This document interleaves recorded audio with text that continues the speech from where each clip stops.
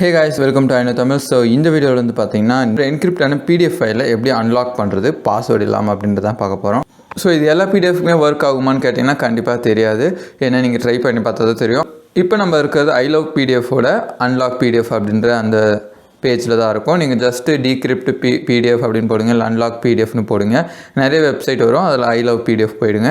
So இதில் போய்ட்டு select PDF கொடுத்தீங்கன்னா உங்களுக்கு வந்து ஃபைல் செலக்ட் பண்ணுற ஆப்ஷன் வரும்.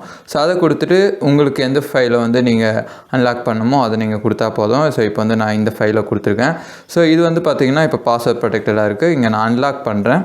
அப்லோட் பண்ணிவிட்டு அன்லாக் பிடிஎஃப் கொடுத்தோடனே வந்து பார்த்திங்கன்னா அன்லாக்கிங் பிடிஎஃப் வரும். ஸோ இப்போ நான் இதை டவுன்லோட் கொடுத்தேன்னா பிடிஎஃப் வந்து டவுன்லோட் ஆகிடும். ஆல்ரெடி இது வந்து நான் அன்லாக் பண்ணி வச்சுருந்தேன். ஸோ இப்போ இது லாக்காக இருக்கும்போது எப்படி இருக்குது, அன்லாக் பண்ணதுக்கப்புறம் எப்படி இருக்குது அப்படின்றத இப்போ பார்க்கலாம். ஸோ ஆக்சுவலி இது வந்து பார்த்திங்கன்னா ஒரு பேன்.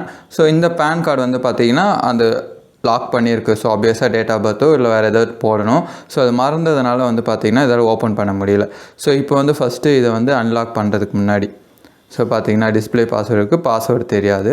ஸோ இதுவே வந்து பார்த்திங்கன்னா அன்லாக் பண்ணியிருக்கு. ஸோ இது வந்து பாருங்கள், ஸோ ஓப்பன் ஆகிடுச்சு.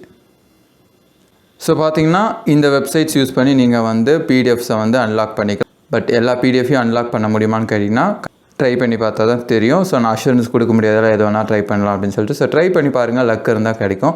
பட் சென்சிட்டிவான மேட்டராக இருந்தால் மேபி உங்களுக்கு அது வந்து என்னால் அன்லாக் பண்ண முடியாது, அதில் ஷேர் பண்ண முடியாது அப்படின்னா நீங்கள் அதை ஷேர் பண்ணிக்கவும் வேண்டாம். அதுதான் உங்களுக்கு சேஃபான விஷயமும் கூட.